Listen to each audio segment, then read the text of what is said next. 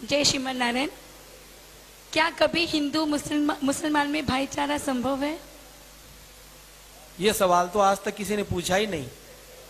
वापस बोलिए, एक बार और बोलिए। क्या हिंदू और मुस्लिम में भाईचारा संभव है? मीरा जी, हमें तो घोट घोट कर यह पढ़ाया जाता है हिंदू मुस्लिम भाई भाई, हिंदू मुस्लिम भाई भाई। स्कूलों में पढ़ाया जाता है क्या? हिंदू मुस्लिम भाई भाई। लेकिन किसी मदरसे में यह नहीं पढ़ाया जाता। अच्छा, आपने ये जो नारा है हिंदू मुस्लिम भाई भाई, ये हिंदुओं के मुंह से ही सुना होगा, किसी मुसलमान के मुख से आज तक सुना नहीं। क्यों नहीं सुना? अब उसका मैं कारण बताऊंगा। क्योंकि ऐसा बोलना उसके लिए हराम है, वो बोल ही नहीं सकता, कानून विरुद्ध है उसके लिए। कभी आपने यह सुना ईसाई मुस्लिम भाई भाई, यहूदी मुस्लिम भाई भाई, चीनी मुस्लिम भाई भाई, जापानी मुस्लिम भाई भाई? नहीं सुना ना। हिंदुओं को सबसे बर्बाद और तबाह करने वाला कोई वाक्य है तो वो है हिंदू मुस्लिम भाई भाई। मैं मात्र 4 आयतें बोलूंगा, आप खुद समझ जाना, आप खुद समझ लो कि क्या कभी भाईचारा कभी हो सकता है, कभी संभव है।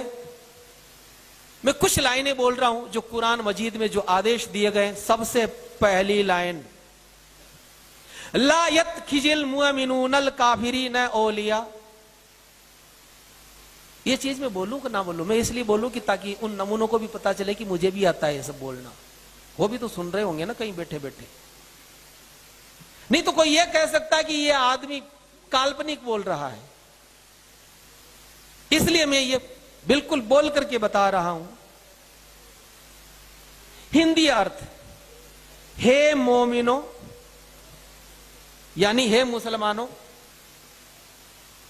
मोमिन के सिवा कभी किसी को दोस्त ना बनाना। समझ गए? भाईचारा। अगर कोई मुसलमान है तो ही उसको दोस्त बनाना।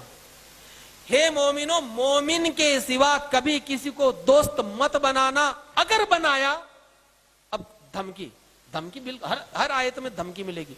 अगर किसी ने इस बात को नहीं माना तो उसका खुदा से कोई संबंध नहीं रहेगा। खुदा अपने गजब से सबको डराता है। ध्यान रखना, तुम्हें लौटकर खुदा के पास ही जाना है। मतलब वहां सजा मिलेगी अगर ऐसा नहीं तुमने हमारी बात ना मानी हो। अब वो लिखते हैं कि क्यों नहीं करना, तो सूरा नंबर 4 की आयत नंबर 89 में वो कहते हैं काफिरों से इसलिए मित्रता नहीं करना क्योंकि काफिर तो ये चाहते हैं कि तुम भी काफिर हो जाओ, वो तुम्हें बिगाड़ देंगे। मतलब हम बिगाड़ने के लिए पैदा हुए हैं उस नमूनों को, या हम दुर्गुण छुड़ाने के लिए हुए हैं? ना ना, तुम गंदगी में पड़े रहो, हम तो डूबे सनम, तुम्हें भी ले डूबेंगे।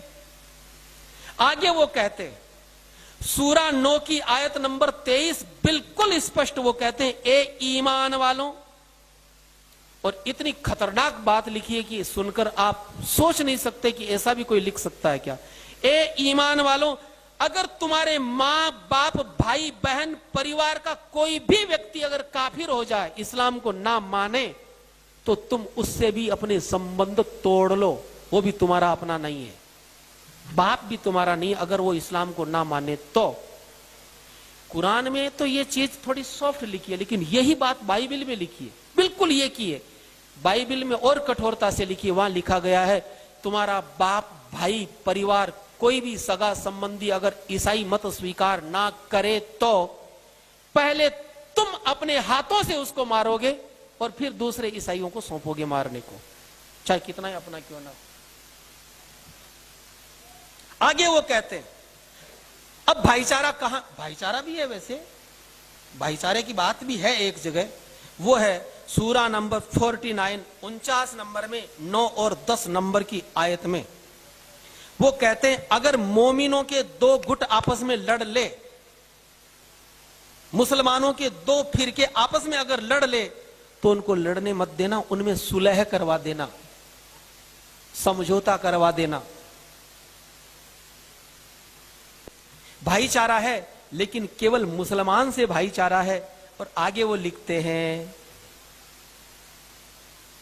वो मैंने आपको बता ही दिया। नहीं कि तुम काफिरों को ज्यादा देर तक कैद रखो, ज्यादा देर नहीं रखना, उसको अनाज नहीं खिलाना, उसका तुरंत कत्ल करके गर्दन उड़ा करके उसका खून बहा करके जमीन में गाड़ देना।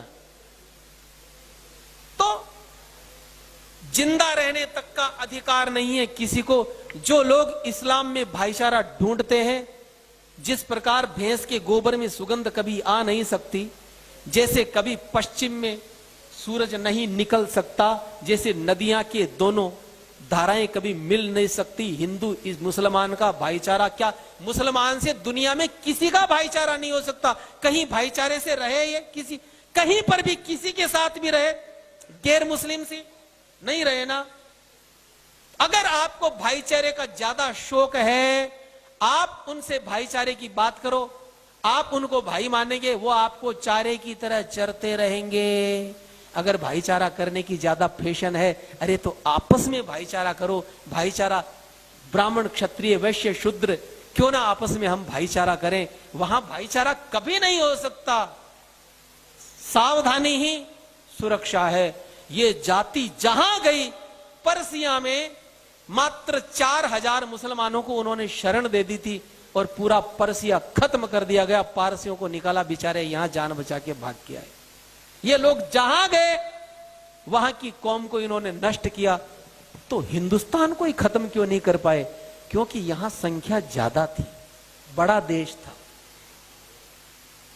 लगे हुए अभी तक है। तो जय श्री राम।